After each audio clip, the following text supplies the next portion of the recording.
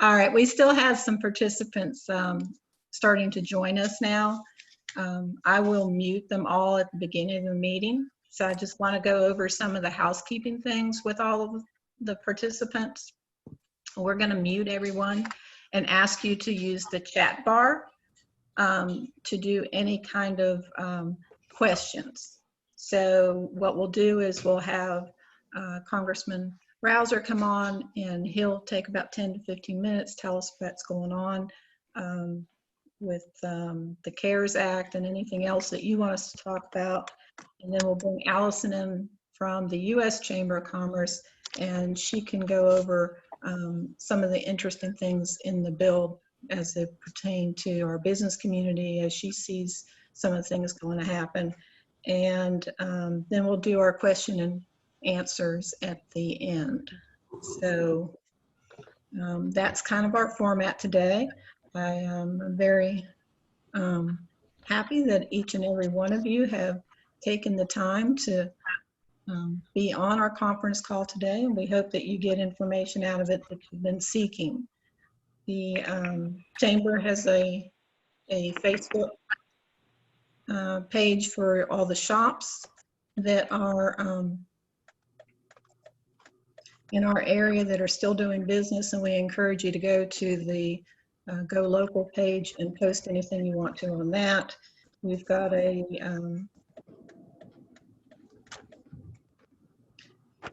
COVID-19 page on our website with all sorts of links, including all those links that the U.S. Chamber has provided us as well. So at this time, I am going to mute everyone except for our presenters. Please do not unmute yourself. Again, use the chat to post any questions that you may have.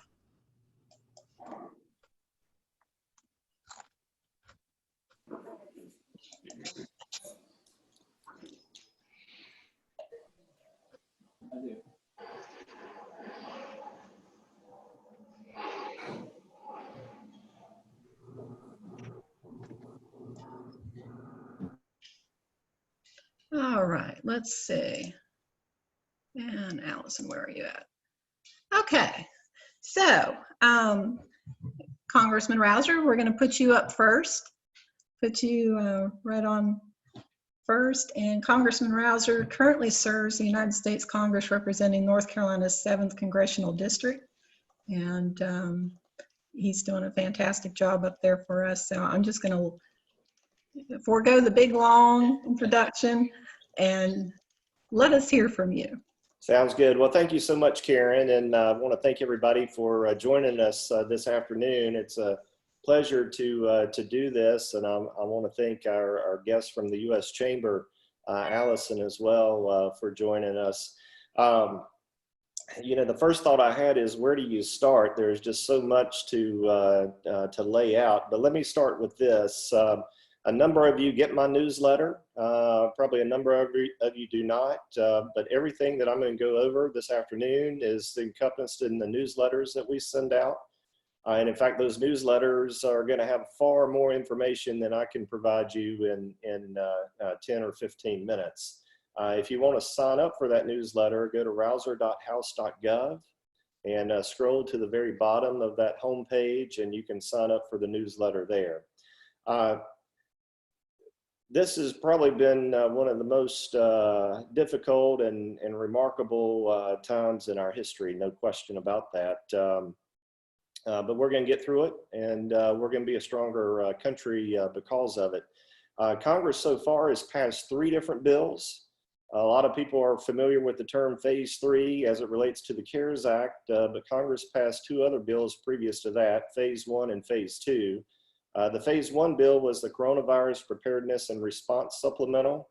It basically increased funding for testing, treatments, and investments in vaccine research. And I might add that over the course of the last 3 to 4 years, Congress has pumped a lot of extra money into the National Institutes of Health and other agencies and programs focused on vaccine development and research.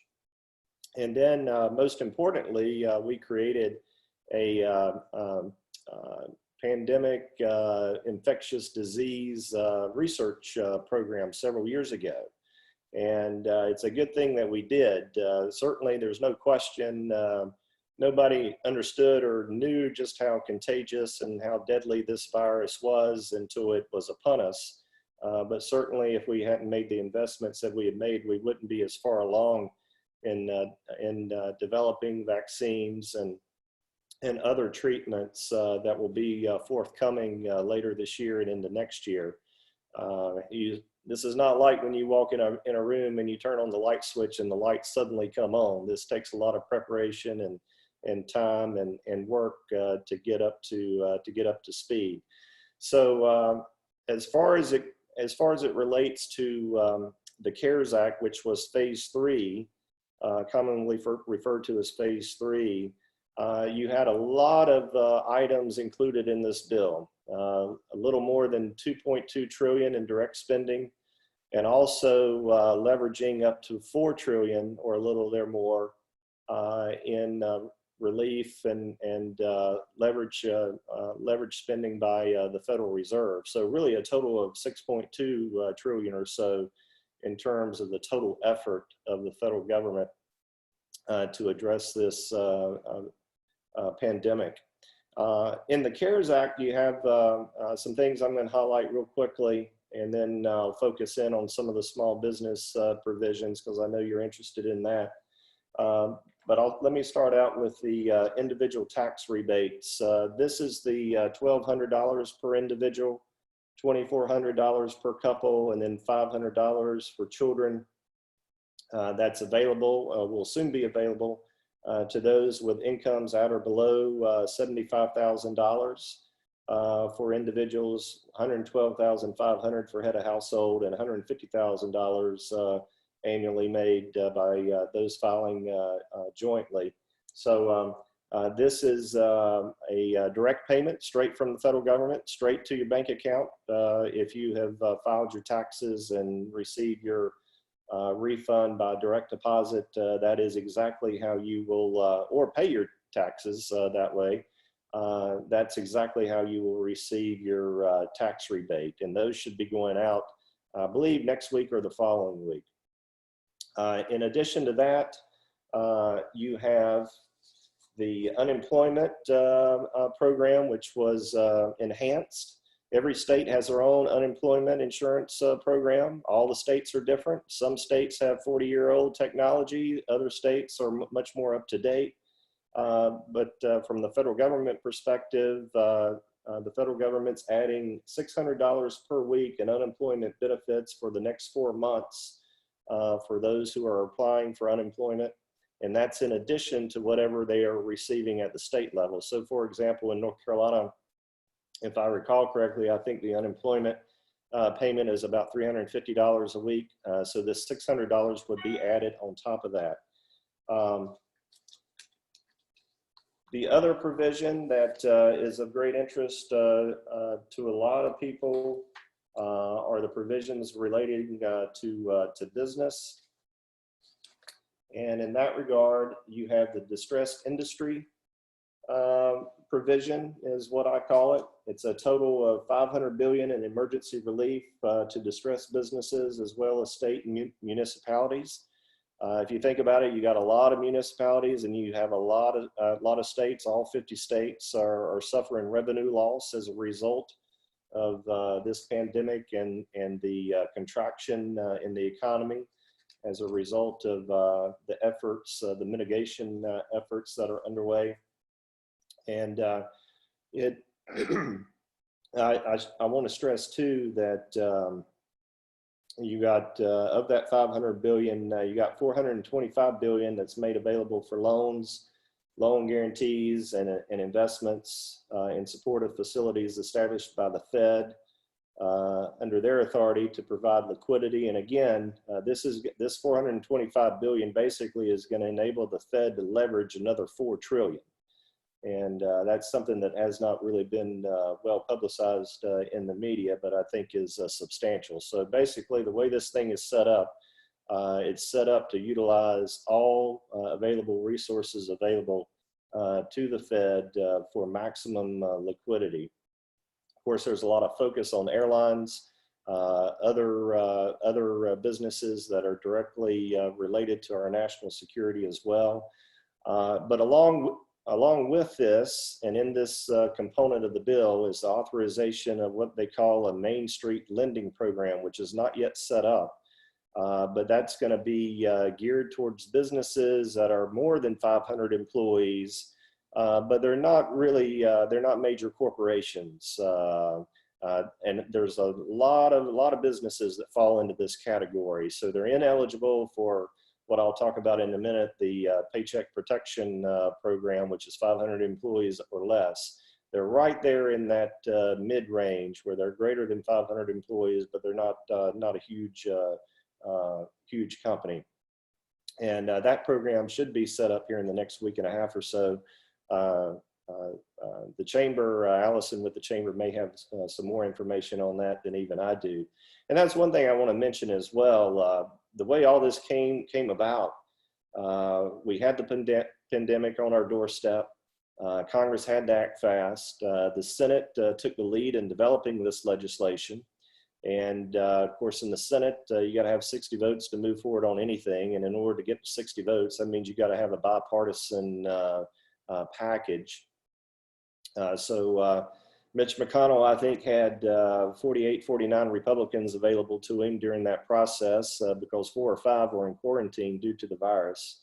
And so that meant you had to go pick up 9, 10 Democrats. And really, the truth of the matter is you got to go pick up all of them if you're going to get anything through that chamber, because they're not going to vote for anything their leader, Chuck Schumer, doesn't approve of. So just by nature of the process and nature of the rules of the Senate, it requires the package to be bipartisan, and therefore obviously requires buy-in on both sides. We had a deal Sunday 2 weeks ago.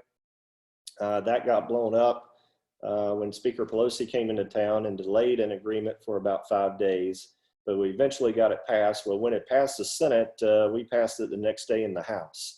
So basically all the provisions in this bill are written by the Senate, but most of the provisions in the bill had some input by the House as well, because all throughout the process, we were channeling our ideas.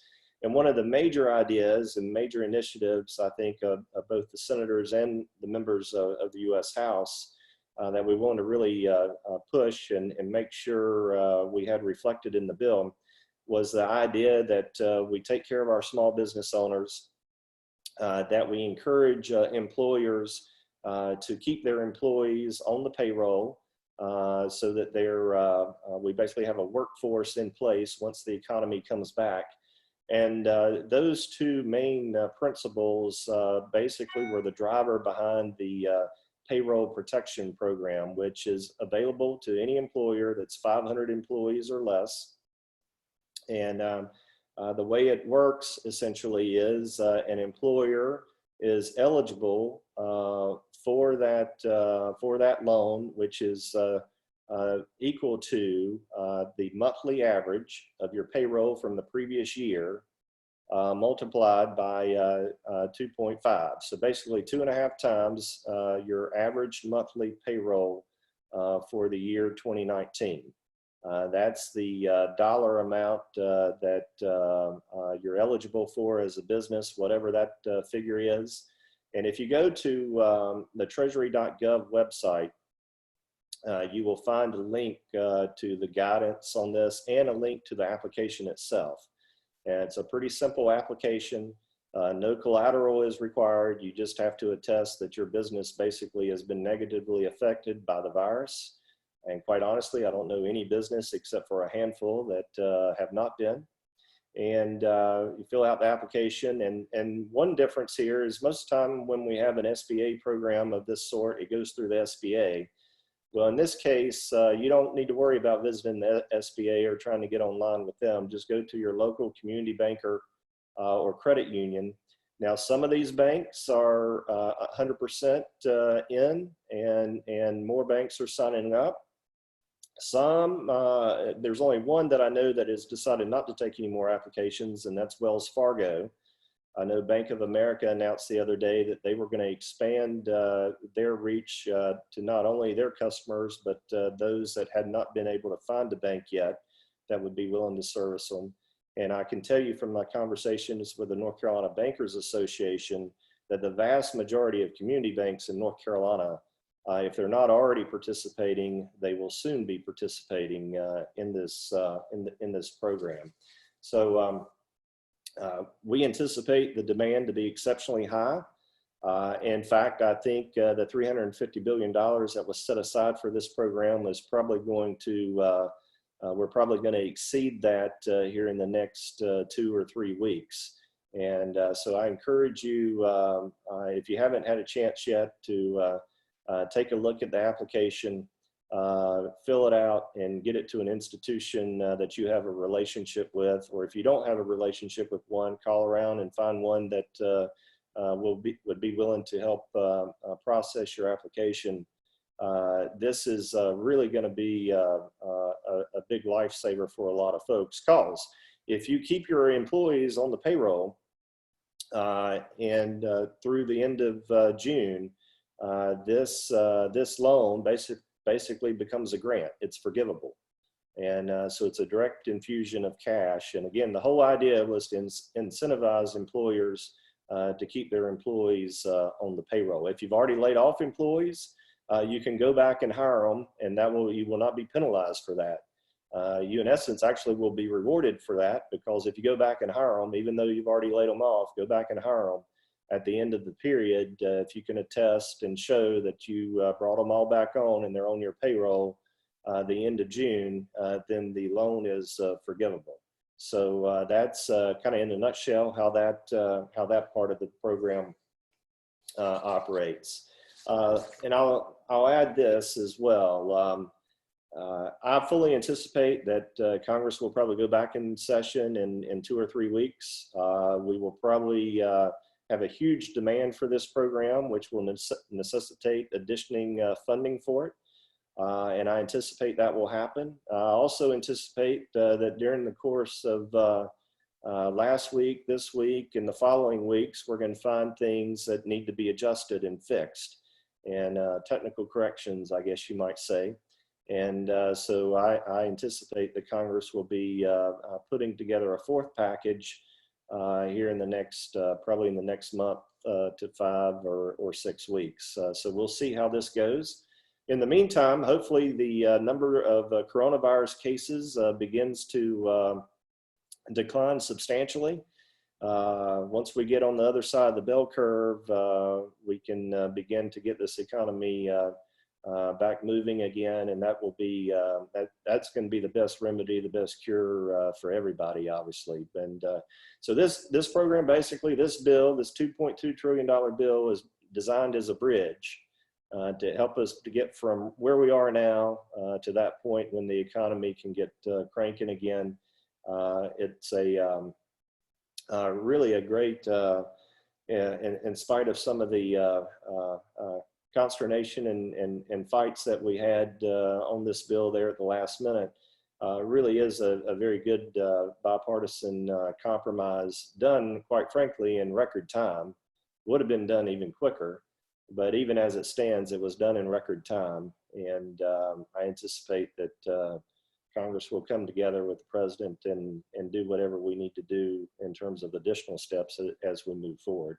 So those are a few highlights of the bill, and I encourage you, if you haven't had that opportunity, to go to treasury.gov. They've got a lot of great material there. There's a little red bar at the top of their webpage that you click on, and it can take you to every document that they produced so far, including the application for the Paycheck Protection Program.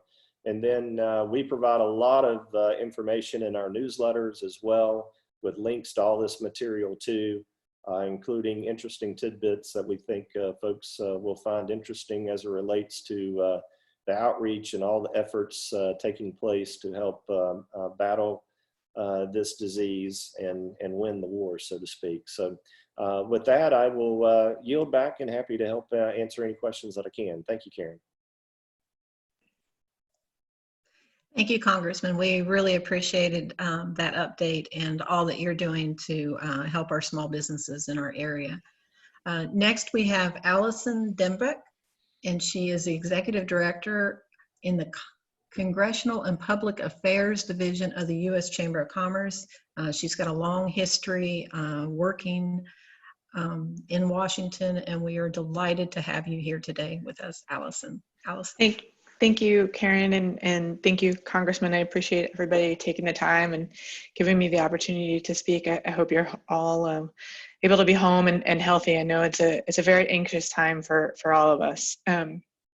I will pick up talking about the CARES Act where the Congressman left off. I did want to make one point though about the about the payroll protection program, is that 501c6s are not actually eligible to participate. So state and local chambers cannot participate. I know that that's been a really big problem for a lot of you, in terms of staff and how to deal with this. And we know that layoffs are already happening.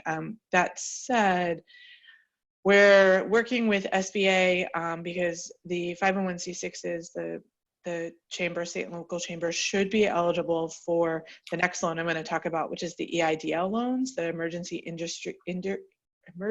injury and disaster loans. And while I know there's been some difficulty with chambers applying for those as well, chambers should be eligible for them. So we're trying to help SBA work out some of those kinks. And the EIDL loans, those are unlike the Paycheck Protection Programs, which have the forgiveness of loans and the requirement that you don't reduce staff.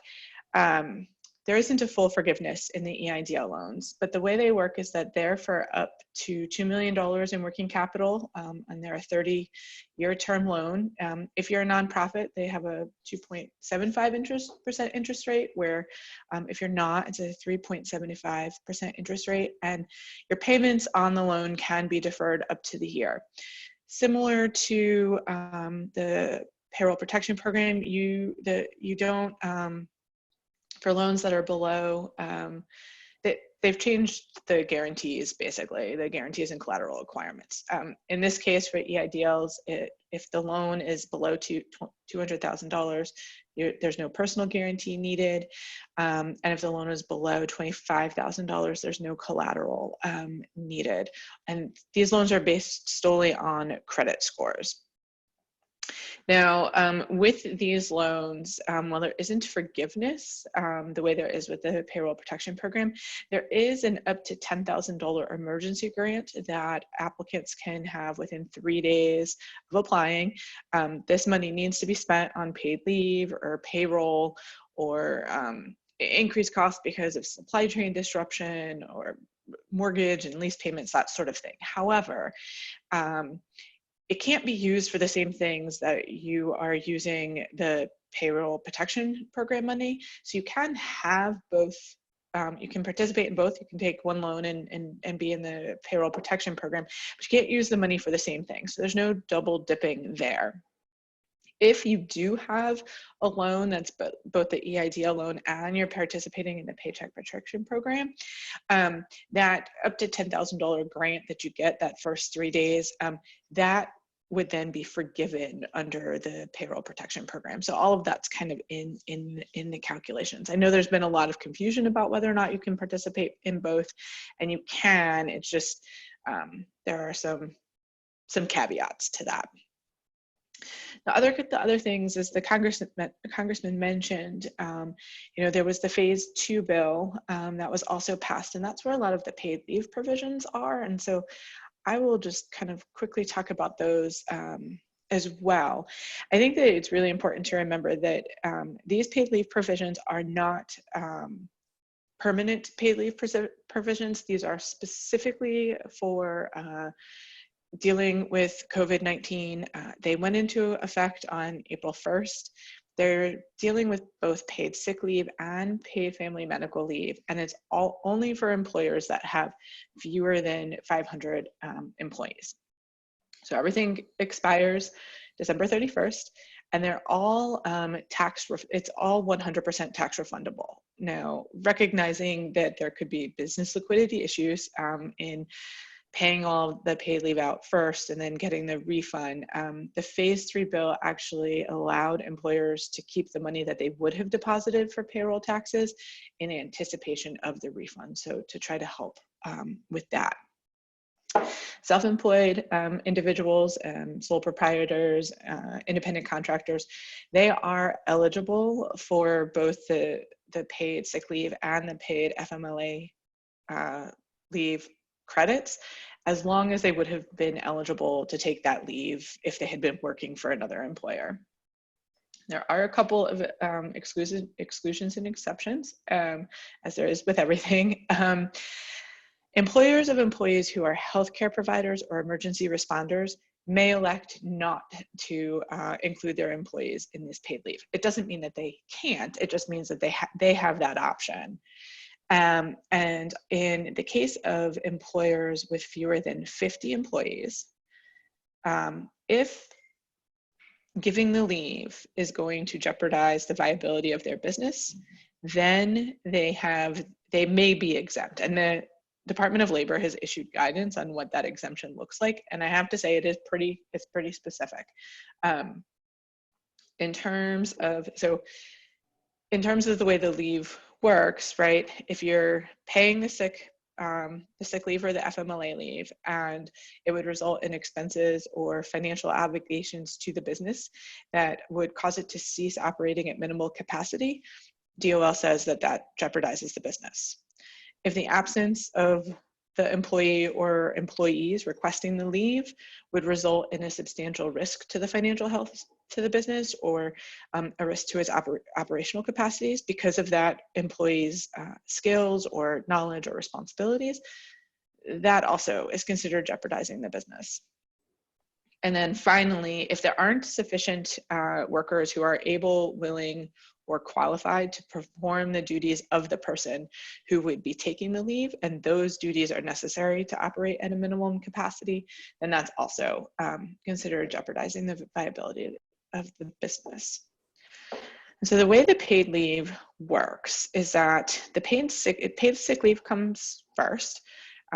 It's 10 days of paid sick leave for full-time employees, or for part-time employees, it's the typical number of hours that employee would have worked over a 2-week period. This leave is on top of whatever the employer is offering, including whatever is mandated on the state and local level. And there's 2 ways that employees fall into this category.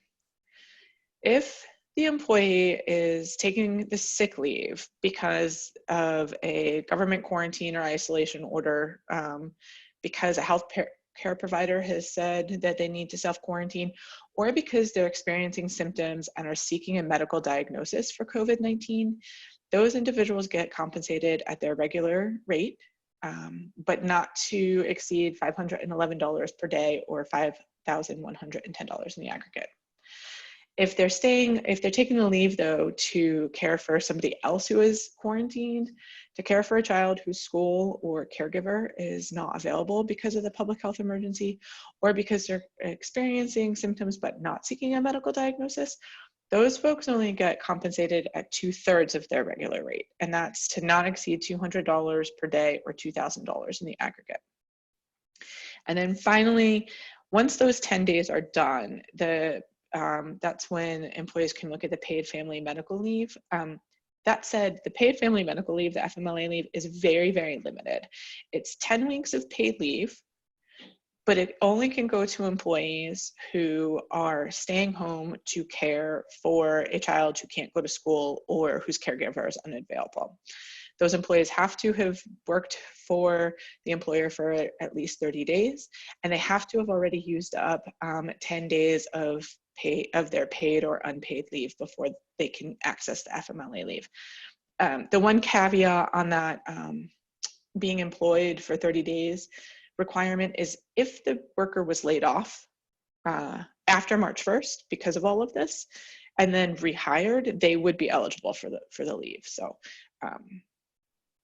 I think that it's probably helpful to answer questions. I know it's a lot of information, but between the Congressman's information in mind, I know there's probably some questions folks have. Thank you, Allison. That was very helpful. We do have a couple questions. Please put your questions in the chat at this time if you have some. One of the questions is, how long will it take payroll protection to issue checks? You want to take a stab at that, or you want me to? Well, we're hearing at the moment that it's taking a little while. A number of my colleagues and I have been on conference calls that also have included representatives from the SBA. They're hoping that it'll be within a week or so, but at the moment, it's stuff is taking a little bit of time. But Congressman, you may be hearing otherwise. Well, I can say this. This program was set up within 7 days of passage of the bill and it being signed into law, which is a record for any government program, no matter how big or small, I think you could say. And I know that I'm trying to recollect the last numbers that I saw, but anyhow, it's billions and billions of dollars that's being processed right now. I'd say probably 25, 30 billion. And of course, as of the end of today, it's probably much higher than that. I believe the last number I saw as of Saturday night, or I guess technically it was as of Friday night, they had already processed something like 13,699 applications. And that was totaling about 5.4 billion, if I recall. And so I know over the weekend, a lot more has been processed. And so I anticipate that you're going to see more banks get approved to participate in the program. And I think we're going to hit the $350 billion mark here probably in the next 2.5, 3 weeks. I think the demand is going to be that strong. Thank you. What if an employee opts not to return to work? We hear this a lot. I think that goes back to the unemployment being increased. So this was a big concern, as the Congressman mentioned, in terms of trying to get the bill off the Senate floor. This was a really, really big concern, particularly for a number of Republican senators. This is something we're actually hearing about issues from a number of our members. If the employee has the option to return to work for that employer and refuses to come back to work, they're no longer eligible for UI. They have made the decision to quit. However, if they are laid off, they don't have to then find another job. And the difficulty that we're hearing is that there are businesses, there are grocery stores and all who are trying to hire, who are not able to hire because that $600 means the difference. That is probably going to mean that they are getting paid more on unemployment than they would be if they were going to work in some of these other businesses. The one thing I would add, though, and I've told several business owners this that have called me about it, all of these states, many of them do not have the capacity to process all the unemployment claims that they're getting. So I can guarantee you that PPP loan is going to be available a whole lot quicker than their unemployment benefits are going to be available. So that's one tool that an employer has that they can share with that prospective employee that thinks that they're going to get that $900 check a week or whatever it turns out to be pretty quickly. More than likely, just knowing how cumbersome that program is and the dilapidated technology that most states have to administer it. And I know North Carolina is struggling to get it set up right now. It'd probably be 6 or 7 weeks before they see an unemployment check, quite honestly. So, anyhow, that's one angle of persuasion that a prospective employer can use. Better to have a bird in hand than 3 in the bush. Thank you. Are farmers covered in the stimulus package? They are, and there was a about $14 billion included to pump up the Commodity Credit Corporation, which basically could be used for an additional market facilitation payment. There was another $9 billion included at the Secretary's discretion to help farmers cope with this.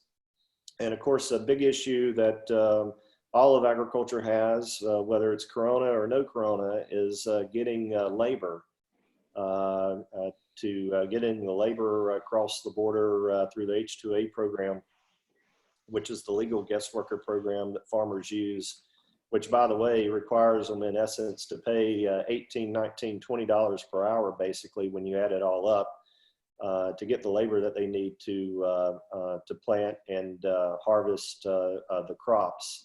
And so we're working through some issues with the Department of Labor and others, given the border issues as it relates to Corona. Those laborers have to be able to get through. Quite honestly, you know, if the farmers don't get labor, then they're not able to produce a crop. It's just as simple as that. So there have been some issues there we've been working on with the help of the administration. Those are getting resolved. And then I think when we have an additional package in a month or so, there'll probably be other provisions that are included for agriculture. But in this current bill, in this latest phase 3 bill, it's an additional $9 billion for the Secretary to use at his discretion to help those that need more assistance, and then an additional $14 billion to pump up the Commodity Credit Corporation. And that most likely would be used for an additional market facilitation program. Thank you. Can a person file as a sole proprietor and be 50% on payroll for another company?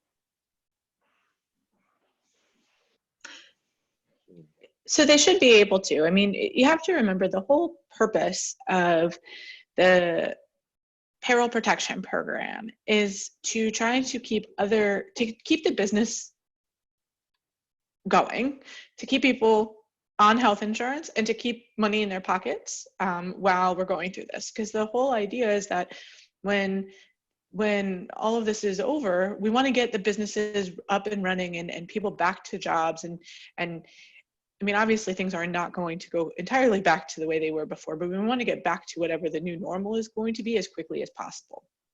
So the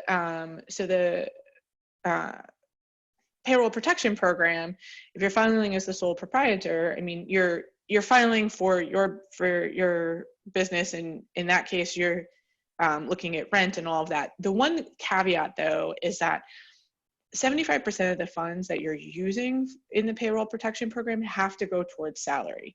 So if you're, you know, however much money you would be getting under the PPP program would be dependent on what 75% of your salary is over the, you know, over the last year, and figuring out the 2.5 months of that.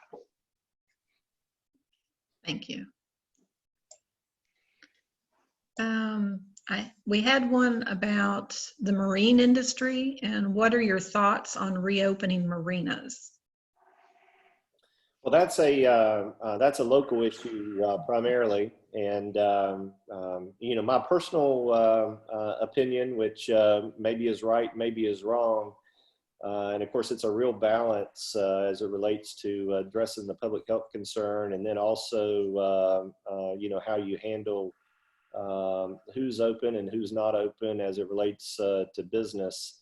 But you know, that's a local issue. If you got a marina that's closed, particularly I know in New Hanover County, where I'm at, the county ordinances are much more strict than the state stay-at-home policy is.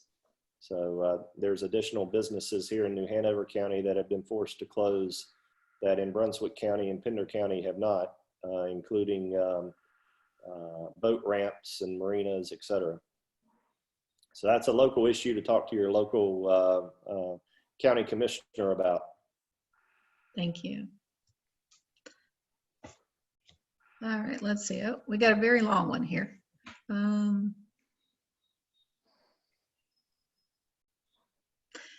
right, this one's for the congressman.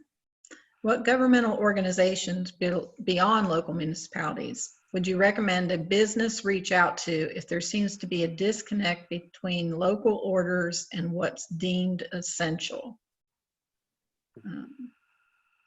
Well, again, I'd visit with your county commissioners. You know, a lot of the county commissioners are, and understandably so, listening very closely to the public health department.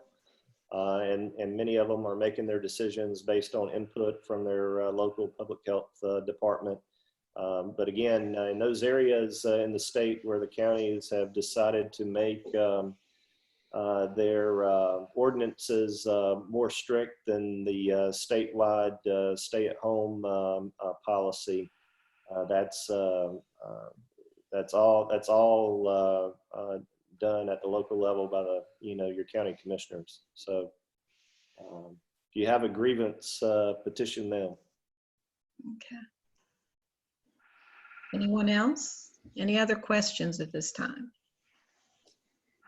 Well, I'd like to thank our two panelists today. Thank you very much, Allison with the U.S. Chamber, and Congressman Rouzer. Thank you for taking your time to be with us as well. Thank you to the members that showed up today, and hopefully you got some answers to some of your questions. And let us know here at the Southport Oak Island Chamber what we can do to help you. That's what we're here for, and what information that you want to hear about, and we'll try to make it happen. So as Allison's doing it on the national level, we'll do it here on the local level. And Congressman, keep up the great work. Thank you very much for everybody showing up, and have a great day. Thank you. Thank you.